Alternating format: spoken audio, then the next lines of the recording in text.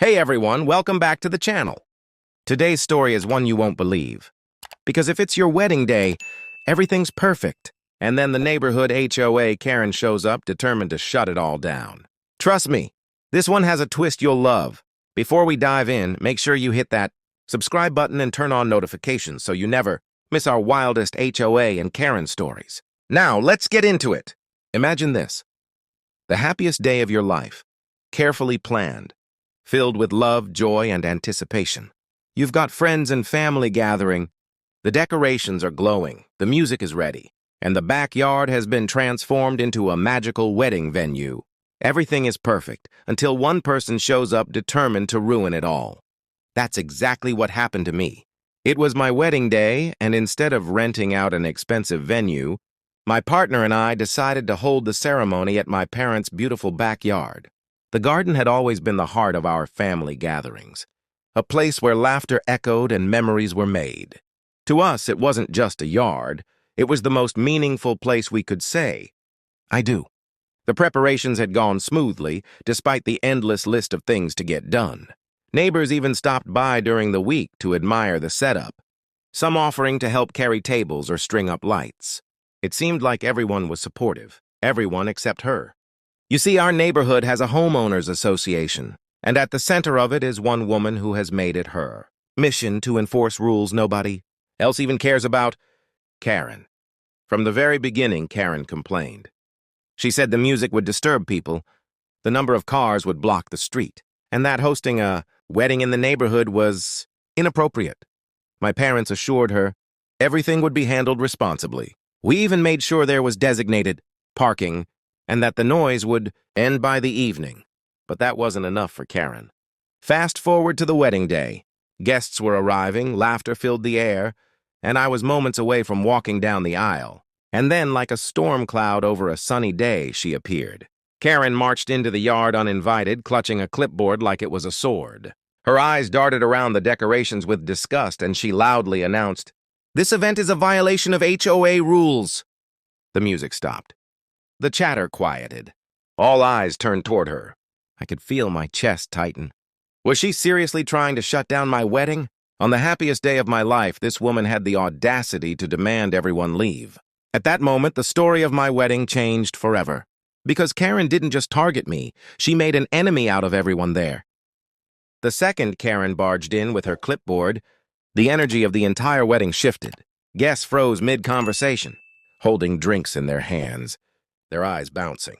Between me and my gown and this furious woman, standing in the center of the aisle, like she owned the place, Karen's voice carried like a siren. "This gathering is unlawful under HOA Rules Section 4. Paragraph 3, Line 6, she barked, waving the clipboard in the air as if quoting scripture.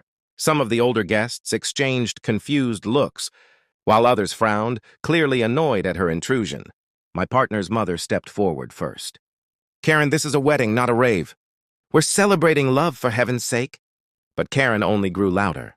"Love doesn't excuse breaking community standards. There are cars all over the street. Noise complaints will pile up. And this entire setup violates our landscaping regulations." I stood frozen, torn between anger and disbelief. My father, usually calm and diplomatic, approached Karen carefully. "We've arranged everything to avoid problems. Parking is managed, the music will end by dusk, and the landscaping will be restored. Please, let's not make a scene." But making a scene was exactly what Karen thrived on. She crossed her arms and raised her voice even more. "If this doesn't stop right now, I'll call the police. This is trespassing, vandalism, and a direct violation of HOA bylaws. You'll all be fined." The guests murmured in disbelief. Some chuckled, thinking it was a joke. But when Karen whipped out her phone and began dialing, the mood turned tense.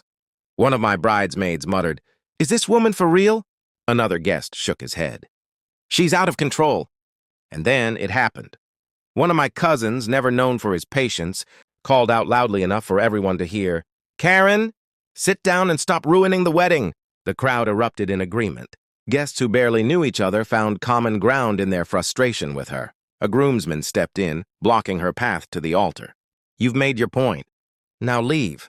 Karen's face turned red, her voice shrill. "This is harassment.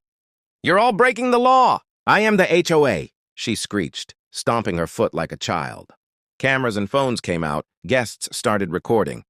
Suddenly, Karen realized she wasn't just fighting me, she was fighting the entire crowd. What began as her attempt to control my wedding was quickly spiraling into a public humiliation, and the guests weren't about to let her win. The air buzzed with tension as Karen stood there, her phone clutched in one hand, her clipboard in the other. Her face beat red with indignation, but instead of the crowd shrinking away in silence, the opposite happened. People began to rally against her. One of my uncles, a big-hearted man with a booming voice, called out, "Karen, we've lived in this neighborhood for 20 years, and you've made life miserable for everyone. Today isn't about you, it's about family." Applause broke out, and suddenly, Karen wasn't the authority figure she imagined. She was the villain of the moment. A bridesmaid chimed in. "You can't just barge into someone's wedding and shut it down. Do you have any idea how insane this looks?" She gestured toward the phones recording every second. Karen spun around, glaring at the cameras. "Delete those videos right now. That's a violation of my privacy." The guests laughed. "You walked into our event screaming at our celebration," one cousin shot back. "If anything, you invaded our privacy." Karen, refusing to back down, tried to march toward the altar, but two groomsmen stepped forward like bodyguards, blocking her path. "This is private property," one of them said firmly. "If you don't leave, you're trespassing." Gasps rippled through the crowd. Karen's own argument was being flipped on her. She stammered, "No, the HOA has jurisdiction. I can be here." But her words were drowned out by a chorus of voices rising in unison. "Leave her alone. Let them get married. You're ruining everything, Karen." It was like the entire wedding had united against a common enemy. Guests who had never spoken to each other were suddenly chanting together, shielding me and my partner from her wrath. The DJ, quick on his feet, switched the music to something upbeat, almost mocking. The crowd started clapping along, cheering louder with every beat. Karen tried to shout over the noise, but it was useless. Her voice was swallowed by laughter, claps, and chants. My maid of honor leaned in and whispered, "I think your wedding just got more entertaining than anyone expected." Despite the chaos, I found myself smiling. Karen's attempt to destroy our day was backfiring spectacularly. Realizing she was losing control, Karen's threats escalated. "I'll fine every single one of you," she screamed, shaking her clipboard like a weapon. "You'll regret this." But instead of fear, her words sparked even more defiance. One of the guests raised his glass and shouted, "To the bride and groom!" Instantly, the entire crowd joined in with a thunderous toast, their glasses raised high. Karen's face twisted in fury as she realized she wasn't just outnumbered, she was outmatched. Just when it seemed Karen might finally give up, she did something that sent a chill. Through the crowd, she actually hit call on her phone. With exaggerated movements, she pressed the speaker button so everyone could hear. "Yes, I'd like to report an unlawful gathering," she shouted into the receiver. "There's a large, disruptive event happening at address. You need to send officers immediately." The entire yard went silent for a moment. Was she really calling the police on a wedding? My heart raced. The thought of officers showing up and shutting down the happiest day of my life was terrifying. Guests exchanged uneasy glances, and for the first time, a shadow of doubt crossed the celebration. But then something unexpected happened.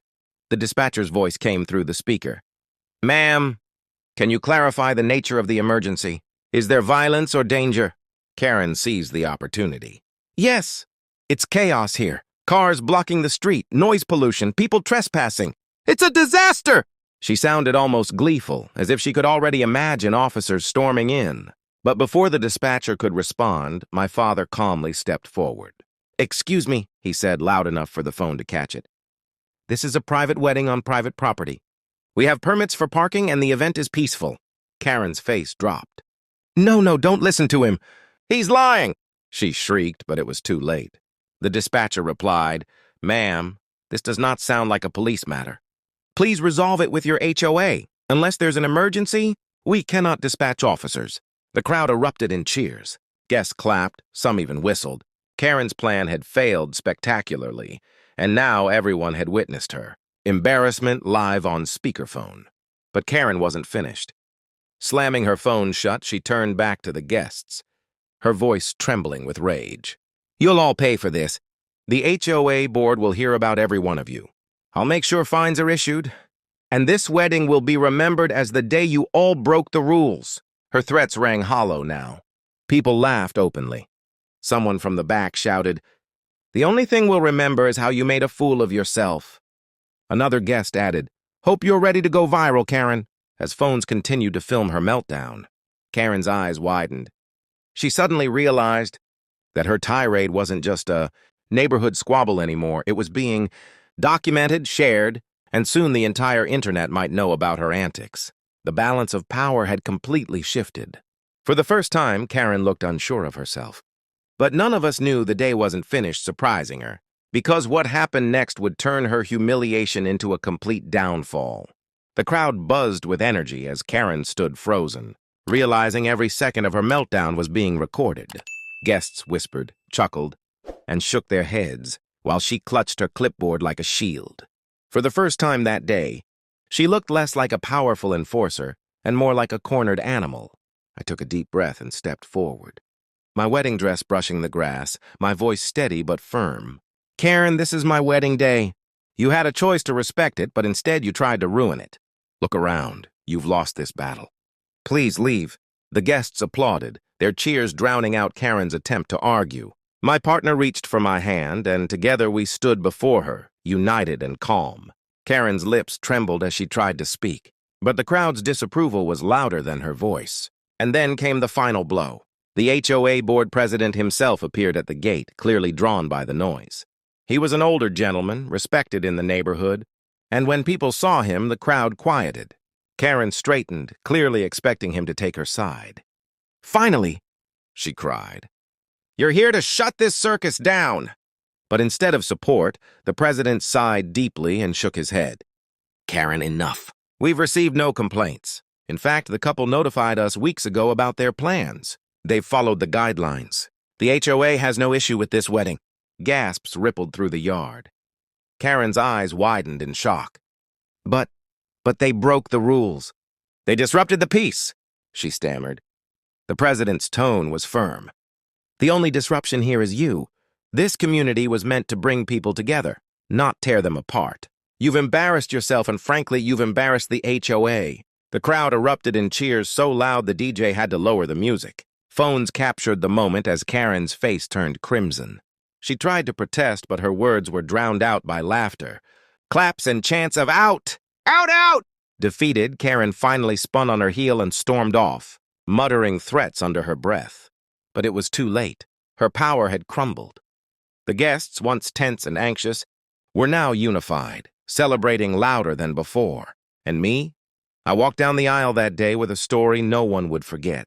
Karen had tried to stop my wedding, but instead, she gave everyone a reason to fight for it. As we exchanged vows, laughter still echoing from her meltdown, I realized something important. Love will always outshine bitterness.